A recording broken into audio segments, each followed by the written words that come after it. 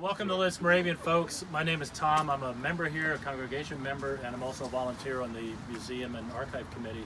So on behalf of Lititz Historical Foundation across the street and the historic Lititz Moravian congregation, I'd like to welcome you to our historic church square and a first time ever visit up to a colonial environment that the public has not seen really until today. My goal here is I'm in real time, obviously, and my goal is to set a little bit of groundwork so that you know exactly what this experience means. I was a school teacher, so I do that kind of stuff. I want to talk about, real quickly, who are the Moravians, and then I want to talk about what was the physical site looking like in 1777. And then I want to talk about what was going on with George Washington and his troops that caused this historic event to happen right here in little sleepy Lititz. So the Moravians were a pietist group that came from Europe to the colonies in like the 1730s to Bethlehem, Nazareth, and then in the 1740s they established a settlement here in Lititz. So you had to be a Moravian to live in Lititz, to live in a Moravian community, and it was sort of like a communal setup where the prophets went into the church to provide funding for the missionaries that they sent out into the world, into the wilderness literally, to mission work to the Native American Indians that were here, and then the Europeans that were purchasing land from Penn's Woods. But the Moravian belief, their belief in God was strong enough that they refused to take the oath to the Continental Congress to serve in the militia, and they also refused to take the oath to follow King George III. So they were in the middle, and that caused some problems. So that was some of these documents we have on our display in the museum you'll be able to see later about how they were going to deal with this situation. So because they wouldn't pledge, they had to do something. What was built on the site? What you're looking at behind me was is our sanctuary built in 1787, and this is the place of worship we use today. If you look over to your about 10 o'clock, you'll see a limestone building without the stucco. That's our single sisters house, built in 1758, and that's where the single Moravian sisters lived before they would marry, or if they didn't marry, they could stay there the rest of their lives. They had an economy out back, what was called in those days a plantation. By today we would call it a farm. And then to your right is at about 2 o'clock is our single brothers house. It's like a mirror image of that, and that's where the single brothers lived. Out behind that they had a series of workshops where they applied their trades. If you look about 11 o'clock, you see this bump out with the green shutters. Well, that's modern. That's like 15 years old. But behind that is the two-story Gemein house with green shutters. You'll see them on the second floor. The Gemein house, a Gemein is like a community house. On the second floor of that building was a preaching psalm, and that's where that's where the Moravians would worship. On the first floor were living quarters for the pastors and their wives and their families. Below that is our restored coffee kitchen, which is where the women would prepare their meals, and the Moravians prepared the coffee for the love feast, which we still do. We don't prepare the coffee then. So what was happening with George Washington in 1777? Well, things weren't going good. If you were like me in American history class, I might have been absent or asleep. I knew we fought the British. I knew we won. I knew Philadelphia was the home of the Continental Congress, but I didn't know many more details beyond that. This was an 8-year arduous war, and it just so happened in this time period of the 1777, 1778, a lot of the fighting was centering on eastern and southeastern Pennsylvania. Washington was in dire straits because almost every engagement he was losing, and the British were winning. So Washington knew that General Howe was taking his main force down through New Jersey, into the Chesapeake, and he was going to come up through New Jersey to take over Philadelphia, which was, of course, the capital of the colonies at that time. So Washington found this out. He looked on his maps, did some recon, and saw that the Brandywine Creek was a natural barrier where he could take his militia and stop the advancing British Army. Now, unfortunately for Washington, his reconnaissance was not as good as Howe's, because Washington found like Chad's Ford was one of them. We know Chad's Ford is a pretty famous little town. There were many fords in a 15-mile stretch that Washington sent his militia to protect. Unfortunately, Howe's troops found some other fords and got across and flanked them on the right, attacked from the front. Washington lost another battle. It just so happens the Battle of Brandywine was the biggest battle of the Revolutionary War. Over 30,000 men on either side were engaged in that battle. It lasted 11 hours, and that was a long battle by revolutionary standards. So Washington loses. He has a lot of sick, a lot of wounded, a lot of deserters. After about a month after Brandywine, there's another big battle in Germantown, which is just sort of northeast of Philadelphia. And Washington actually attacked the British there, was unsuccessful, lost again. So now he's stuck with thousands and thousands of wounded, no place to put them. So he knew that places like the Ephrata Cloister, Bethlehem, Lititz existed based on his recon. So he sent Samuel Kennedy up the road to scout out Lititz. They decided to take over the brothers' house. They had the single brothers vacate and live somewhere else on Main Street, and started to move troops in almost immediately. Now, we don't know exactly for sure, but I know from reading that it was very chaotic in those days in all these little field hospitals. So men would come in, men would die, men would go out, and no one was keeping accurate records. But we guess anywhere from 500 to 1,000 men could have been housed here, quartered here from December of 1777 to August of 1778. But we do know for a fact that 120 died. 10 were sent elsewhere for burial, likely because they were officers, and the other 110 were buried in the lowermost part of our field. All we know is it's the lowermost part. No one ever knew exactly where that was until 1932. When Lititz was a growing town, they were building homes, they were excavating, and they uncovered bones arranged in an orderly fashion, and they put two and together and realized that this is where they buried those dead Revolutionary War soldiers. So they were exhumed and reinterred, and just out Main Street on the right, there's this cute little log cabin where some of the logs stand up straight. Just east of that, there are two monoliths. One of those monolith markers commemorates the burial of the Revolutionary War soldiers. So you're going to go with your guide to 1777, and I just want to say a few things. Stick with your guide, stay clustered in a group. The stairs that you're going to go up, these were never used, but they're not used for any particular reason anymore. It's just been sealed off. So they're designed in smaller, they're steep, and they're smaller steps, so be careful going up. We did install a handrail, and we have some lighting, so just be careful of that. And when you're up in the third floor, it's church stuff, just laying around. So check it out and enjoy, but it's a memorable event, and enjoy yourself. Oh, the dust is authentic, by the way. The dust is authentic. Isn't it a beautiful day? Yeah, it's so beautiful. I had my nurse bring me outside to get a little bit of fresh air from inside that hospital. Well, welcome. Welcome to the Brothers' House, the site of the very first hospital in Lititz. The building in front of you once served as a military hospital during the Revolutionary War. I should know. I was a patient here almost 250 years ago. Well, my name is Corporal Ennis Tilgman, and this is my nurse, Sister Marie. I was part of General Washington's Continental Army. I served as a sharpshooter and a lookout. I was attached to the 2nd Maryland Brigade. Tonight I'm going to tell you my story from the battlefield of Brandywine to this building and to the graveyard. So it was a bitter, bitter cold December day back in 1777.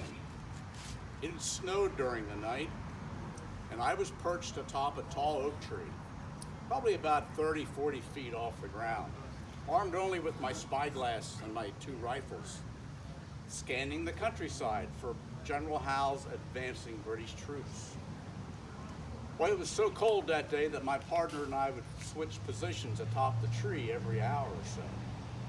Now, as it was getting near the end of my shift, I started to climb down the icy branches of the tree when I lost my footing and I came crashing to the ground. So I laid at the base of the tree in extreme pain, waiting for my partner to arrive. Shortly after, he showed up, accompanied by 2 other soldiers, and they saw the extent of my injuries.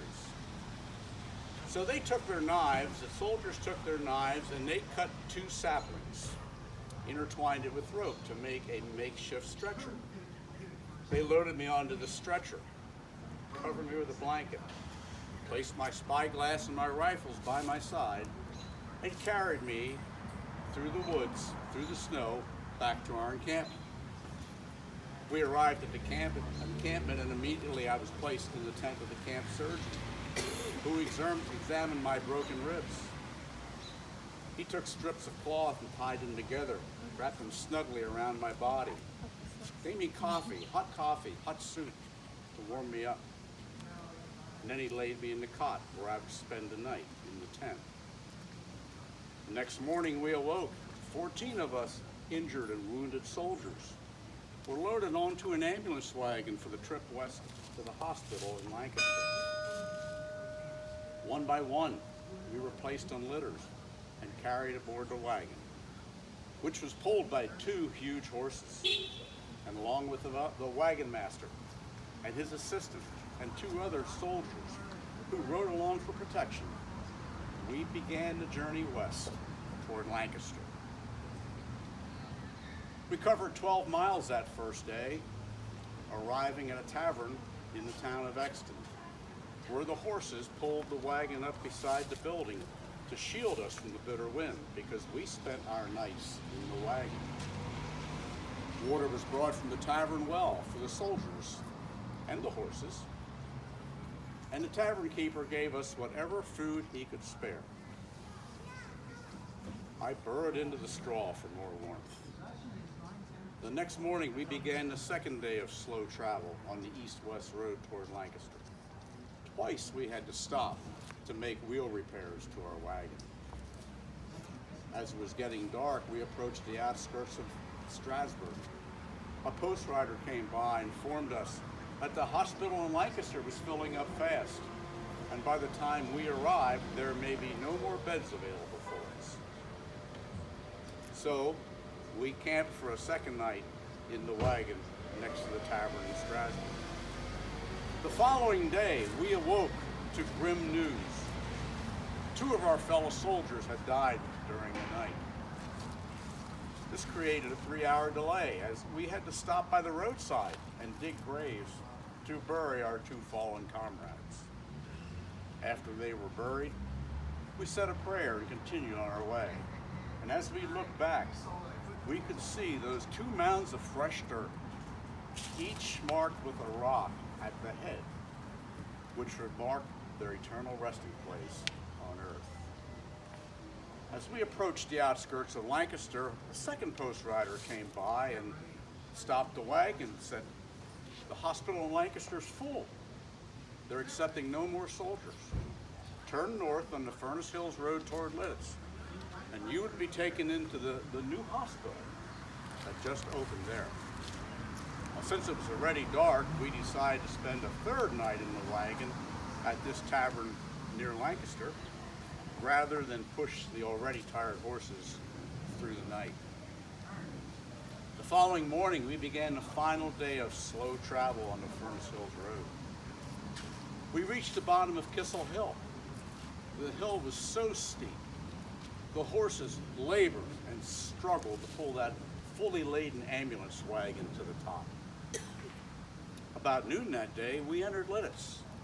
We made the right turn onto East Main Street, where we were met by well-wishers offering us hot coffee.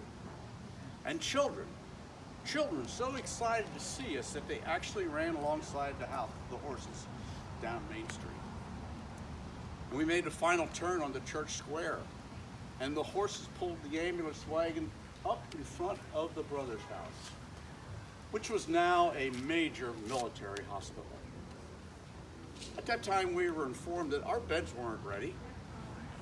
So one by one, we were put on litters and unloaded onto the cold ground, because the wagon had to be reloaded immediately with the recuperated soldiers to be returned to the battlefields as soon as possible. Well, at this point, I lapsed into unconsciousness. Later, I awoke inside the Brothers' House in the hall on the floor beside the steps. At least I was warm. Later that day, I was taken up to the 3rd floor to be examined by Dr. Meyer, who you will meet later on. So he treated my injuries and placed me in a bed to begin my recuperation. It sure was good to get into bed after spending 3 nights in that wagon. Well, during the next week, I started to feel better.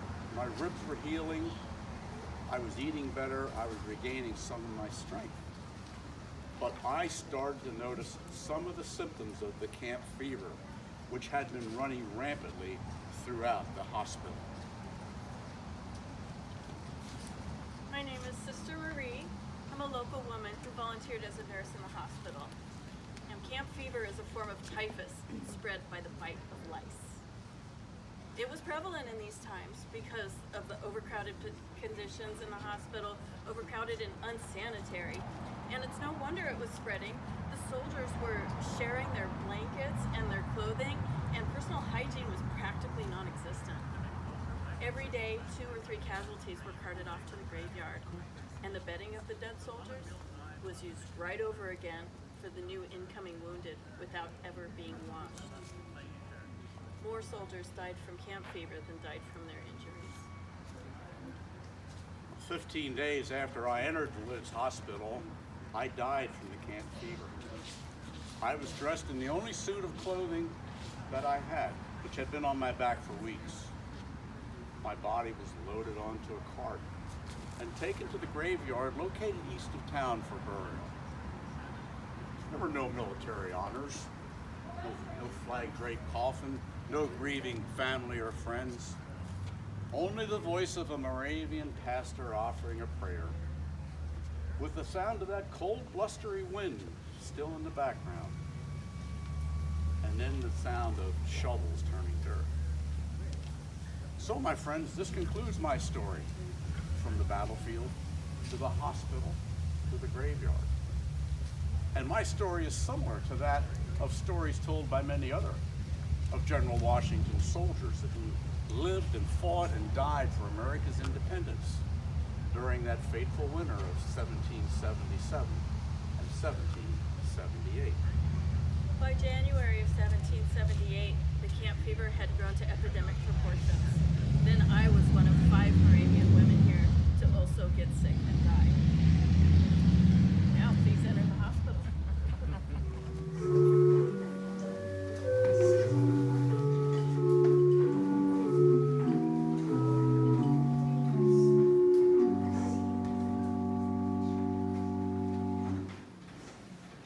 Well, good evening, everyone. You are a brave character to come to Lititz in such a time as this. There has been much turmoil in our once peaceful community of believers. You see, this war against the crown, which we had only heard about before, is now fully upon us. My name is David Tannenberg, and I am a pipe organ builder. I came to these colonies from Germany when I was 21 years old to join the Moravian community at Bethlehem. There, I learned organ building from Brother John Clem. I then moved to Lititz in 1765 to set up my own organ building shop, just down the street from here, in the old Pilger house. In my lifetime, I constructed over 30 organs, pianos, and harpsichords. In fact, I built this very instrument in 1793 for the Moravian Church in Grayson, Maryland. We had a peaceful and pious life here in Lititz, but now all that has changed. Our brothers and sisters are fearful. We Moravian brethren are a people whose religious principles do not admit our interfering in wars or bearing arms. We are lovers of peace and endeavor to behave ourselves as honest, faithful subjects. We are willing to bear our part of the burdens and rightful taxes. For example, our shoemaker, Peter Kreider, provides the militia with 6 pairs of shoes a week. And our tailor, Johann Müller, has just made 2 months' worth of clothing for the army. Personally, I have paid a sum of 20 pounds to support the militia. And the sadness. You can see the misery by looking at the poor souls housed in this building, which was once full of our single brethren, but is now filled with sick and wounded soldiers from General Washington's army. Sometimes we lay to rest as many as 6 souls a day in an unmarked grave just east of town. Recently, Blankets, clothes, and linens were collected from us by the army, and they also took some of our oxen and horses. One night, soldiers tried to force themselves into our sister's house to steal blankets. And on several occasions, bands of raggedy soldiers came to town, going into our houses and demanding food. On Tuesday last, 14 of our brethren were forcibly fetched from hence by a party of armed men and imprisoned in Lancaster. We made it known from the very first requisition that we could not join militia nor take any share in war. I and a few other brethren had to petition for their release and assure the commission that we would humbly bear our share of the burden to the state. When will it end? Only our precious Savior knows, and we place our lot in his hands and pray for peace. I met my fate in May of 1804. I suffered a stroke while installing a pipe organ in York and passed into the immediate presence of my Savior 2 days later. That was the last organ I built, and it was played for the first time at my funeral. Now, if you'll excuse me, I need to get back to practicing because I have a recital for the Heavenly Host coming up, and I want to make sure I do a good job.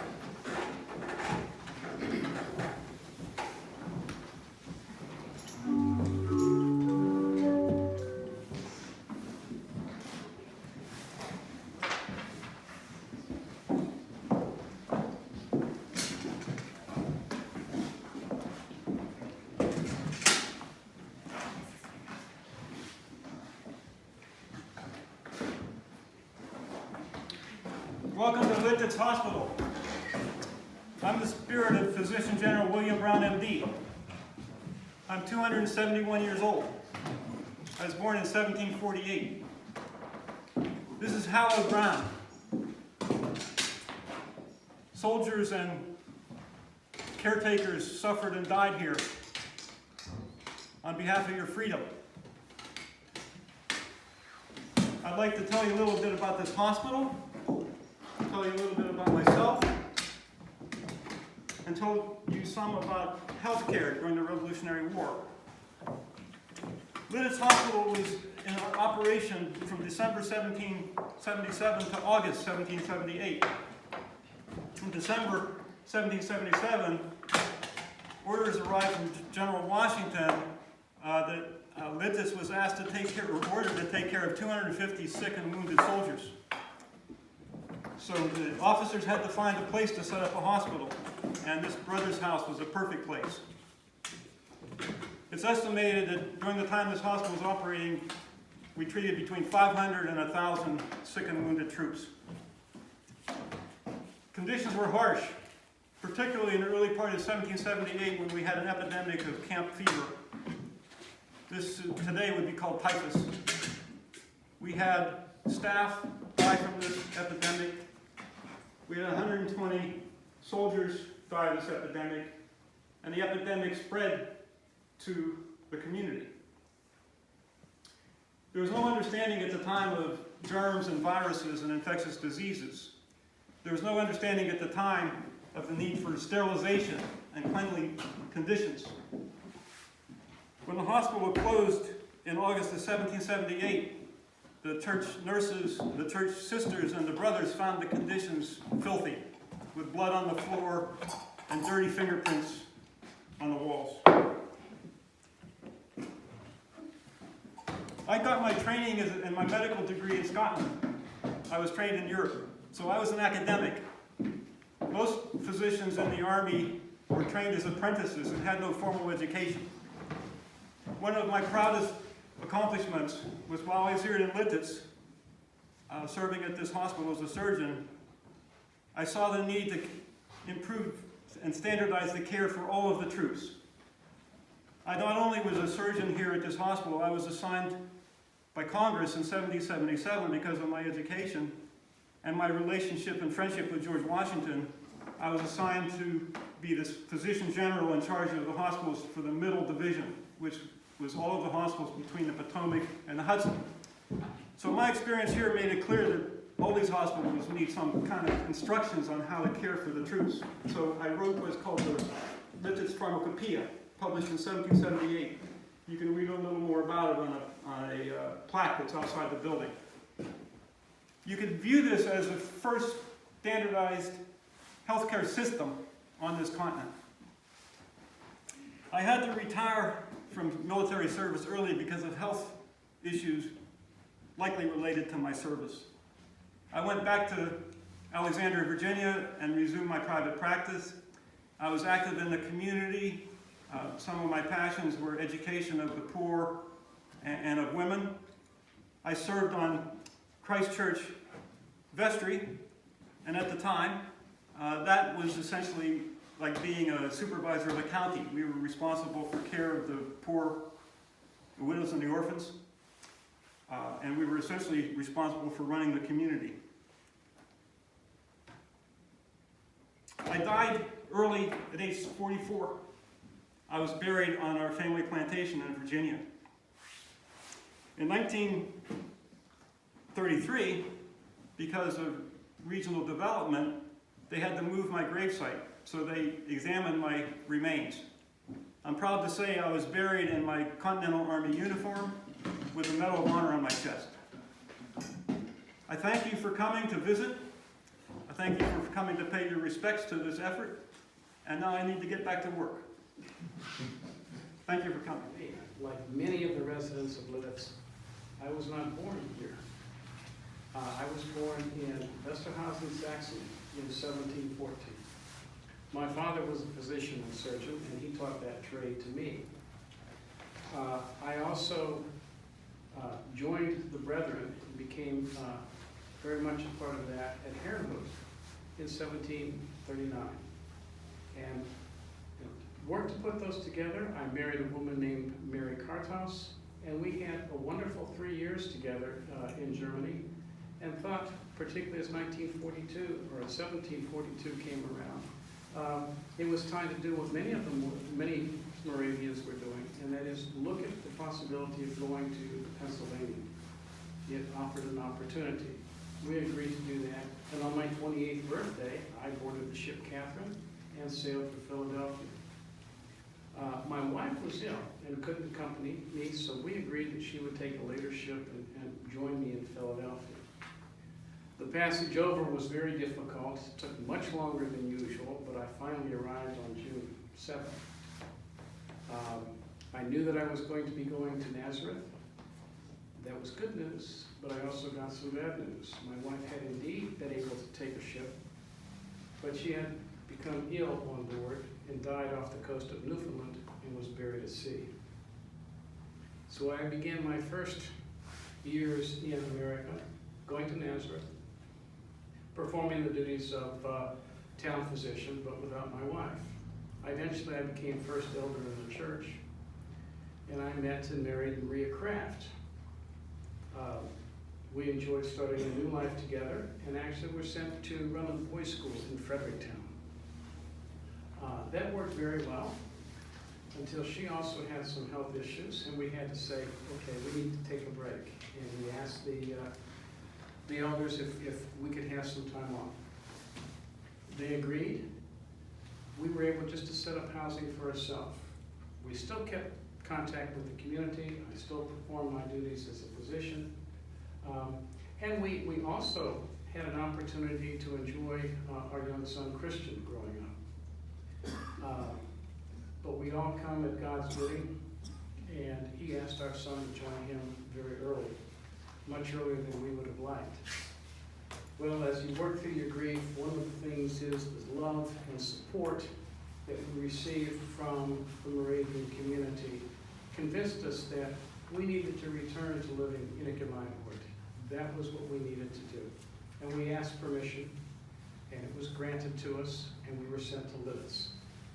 So we came here around 1771, and Lititz was already abuzz with some of the news about the British taxes and the issues pertaining to relationships between the colonies and Britain.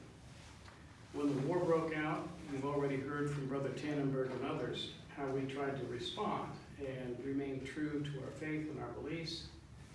And it placed a hardship, but we were willing to endure them. But some of that is going to change in 1777, as you've already heard, after the battles at Brandywine and Germantown. American soldiers began to come here as they negotiated to put the Brothers' House as a field hospital. The first soldiers arrived on December 19th. More continued to come. Between December 19th and the end of the year, 7 of those soldiers have died, some from wounds and some of what we would call the camp fever or typhus. In January, the number of deaths from typhus increased. And as we worked through that and tried to get it through, people here were trying to help and nurse, and even many of our townsfolk became ill with the camp fever. Brother Schmidt, the assistant pastor, preached in the Brothers' House. He came down and died in January. Sister Catherine nursed them. She also died of the camp fever. Overall, about 3 sisters and 7 brothers died of camp fever. Many of them because they were working, nursing, cooking, doing work in the Brothers' House. Even the 2 physicians, Dr. Brown, whom you've met, and Dr. Allison, came down with camp fever, which meant that I had to take over the hospital and see that we had things going on until at least a new surgeon could be appointed and arrive. Eventually, Dr. Brown is going to survive that, as well as Dr. Allison, and I was able to return to my duties as town physician. There was some consideration in 1778 as we got into August about having all of Lititz evacuated and make it an entirely military hospital, and the townsfolk would have been asked to go to Bethlehem. The town elders fortunately were able to persuade General Washington and the others that that would not be a good idea, and the last of the American soldiers left in August of 1778. We continued on that. I continued to serve as the town physician for another 3 years, but I was not about to see the end of the war. I was called to join the Lord on October 6, 1781, and was buried in God's acre. If you'd like to continue this conversation, or stop by and see me at any time, just go out there through the stone arch, 20 rows up, 5 rows to the west, and I'll be there. And you don't need to call ahead for an appointment. The doctor is always in.